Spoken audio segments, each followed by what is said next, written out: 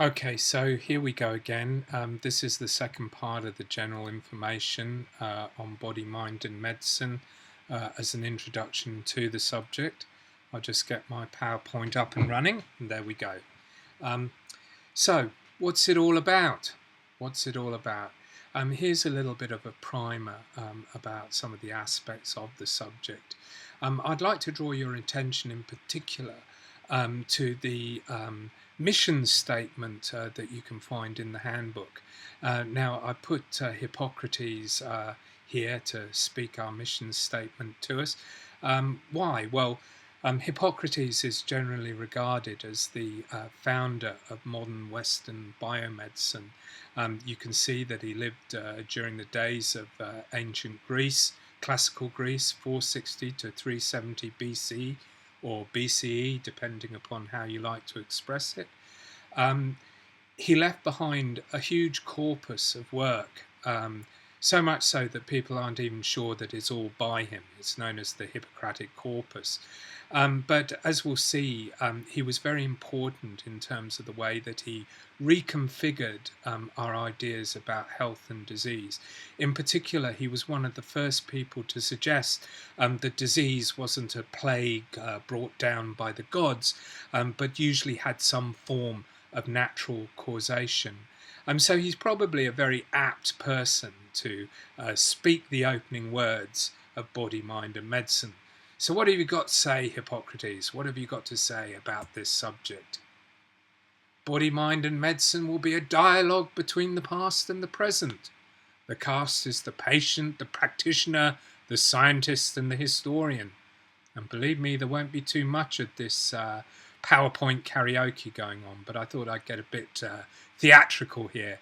It will be located in the theatres of practice where sick bodies and unsound minds have been treated. The home, the clinic, the dissecting room, the operating theatre, the birthing room, the hospital, the asylum, and the courtroom. And actually, we do it a bit back to front because our good friend Joel can only be here for the beginning of semester, so we actually start in the courtroom. You should, by the end of this, have a wide understanding of the way that space and place operated with medicine. So we'll say goodbye to Hippocrates for now. We'll be returning to him in a few lectures' time, talking about him in a bit more detail, and we'll have a look at the learning objectives of the subject. Now, I'm well aware that people often pass over this aspect of the handbook. The handbook could well be one of the most boring reads in the history of literature, and we're never aware of how much attention you pay to the subject material in them. But these are incredibly important because they shape the assessments, they shape the other learning activities, and basically it's what we want you to get out of the subject.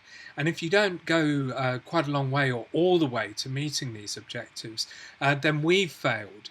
And to an extent, you've failed as well. So it's as well to have our eyes upon what we're aiming for.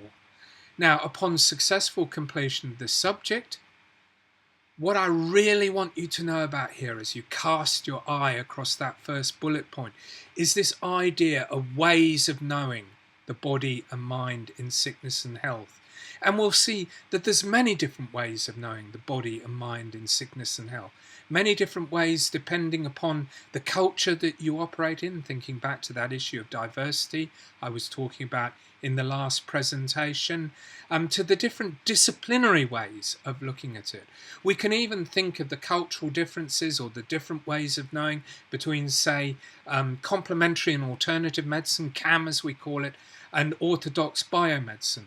We can think of the different ways that medical people think about medicine or historians think about medicine. So this issue of the different ways of knowing is absolutely critical to the project that we're undertaking. Now, this to me is one of the most important aspects. I don't like people sticking in their ivory towers. I don't like to think that what we're doing here is all about just learning, passing your subject, getting a degree, getting a decent job. I'm hoping that this will enrich your view of the world. that you will be able to look at medicine, to be able to form a sophisticated opinion about it, and to be able to back up that opinion with evidence. By the end of this subject, I want you to be experts in issues relating to treating bodies and minds in sickness and in health. And then I don't just want you to be able to read stuff off the LMS, follow the links that we put up there. I want you to be able to find stuff for yourself. And this is something that you'll be talking with your tutors later on. But I want you to be able to use the web to do this stuff. To be able to go onto a journal, maybe find the article that you were looking for, but find other stuff. I want you to be able to paper chase. I want you to be able to use research tools in such a way that you're able to do effective research, to form your opinions and to get the evidence to back those opinions up. I want you to be stimulated to go on thinking about the issues that you will see and hear raised in this particular subject, beyond the academy, into your wider life. I want this to have an impact for you 5, 10, 15, however many years down the line. And of course, we've already talked about the graduate attributes, the attributes that you can sell yourself with, the attributes that say, I am a Melbourne University graduate. And I would hope that what we do in this subject reinforces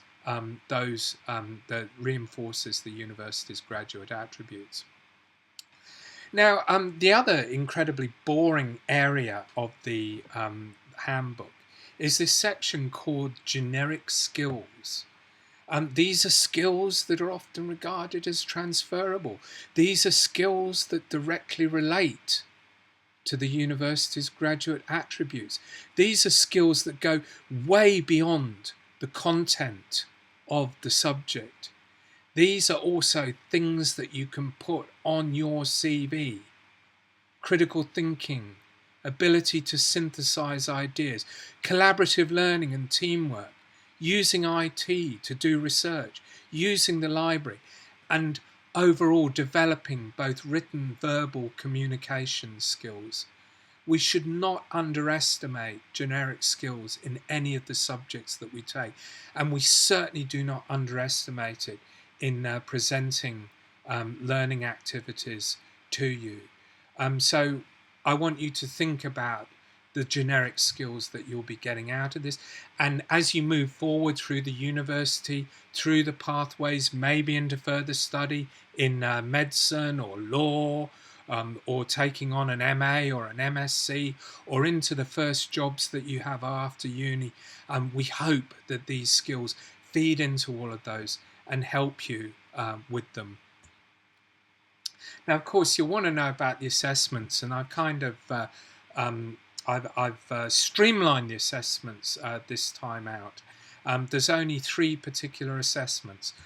One of these is ongoing. We call it the weekly blog, but actually it's a weekly journal. You'll be able to find details of this on the LMS. It's a journal entry. Each entry will be 150 words or thereabouts. You'll submit it through Turnitin. You'll get feedback through Turnitin. And the idea is to use these journals to reinforce the ideas and the reading that you do in the subject.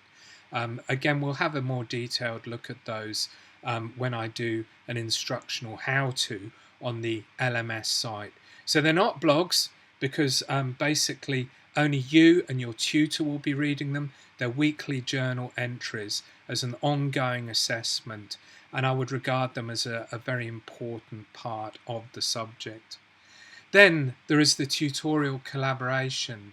I know people don't like in principle the idea of collaborating.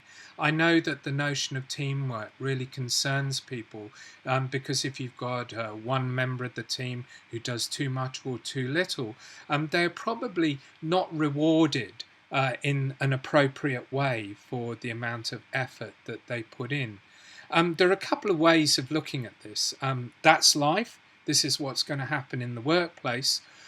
Or we will be running a kind of peer review marking system that hopefully will identify people that have done more than more than the rest, and people that maybe have done less than the rest.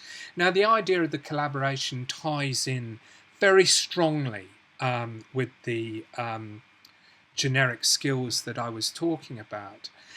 But in general, I think that it's a fun exercise to undertake.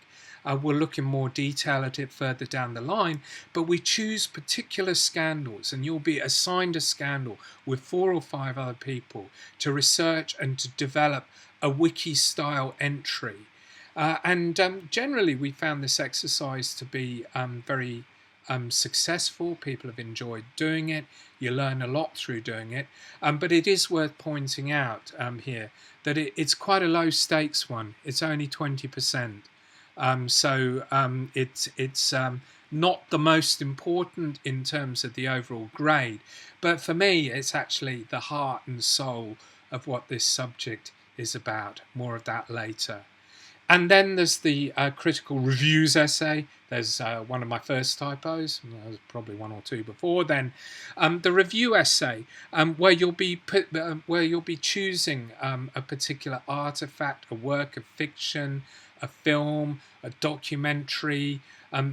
All sorts of different objects can be reviewed, and you'll be using what you've learned from body, mind, and medicine as a lens to review a particular work. And we'll be talking about that more in Tutes, and as I say, I'll have a look at it when I do my guided tour to the LMS. It's nicely spaced out, ongoing assessment in terms of the weekly blogs. The collaborations, we probably start working on them about week 5, and quite a lot of tutorial times put aside for those. The final submission date for them will be at the end of the teaching period of semester, and then the review essay is due halfway through November after SWATVAC. The subject materials, well, here I'm just drawing attention to some of the works that we've provided as set text, and also the other information that you can get through the links of the LMS and the downloads on the LMS. I draw your attention in particular to the official set text, which is Bynum's A Very Short Introduction to the History of Medicine. It's a great work. He maintains that he used to give all the material in that particular work in one lecture. I find that quite astounding. I can't believe that it can be done, but apparently it can be done. It is a short book, it's very well written, and it provides the scaffolding, the framework to many of the ideas that you'll find in the subject. And then there's Roy Porter's Brief History of Madness. If you're interested in the Minds and Madness section of this subject. This again is a highly readable account that synthesizes a lot of his broader writing on the subject. Obviously the chapters and articles that are available through the LMS, or the links from there, I'll be talking about that again in more detail. There are a number of other works that if you read, they will help you greatly. Included in those would be Duffin's very short, scandalously short introduction to the history of medicine, which you can get through the University of Toronto Press. It's longer than Bynum's very short introduction, and I don't know why she calls it scandalous, but it takes the interesting perspective of a clinician and a historian teaching the history of medicine because she thinks it's important to medical students. And that basically ends this section of our introductory information. As with all of these things, I'd be interested to get your feedback, and maybe you could email me if there's any questions that you'd like to follow up. As we'll see in my LMS guide, there is also a discussion board that you can post to, and of course there's Facebook as well. Well, that's bye for now, and I'll get working on the next one.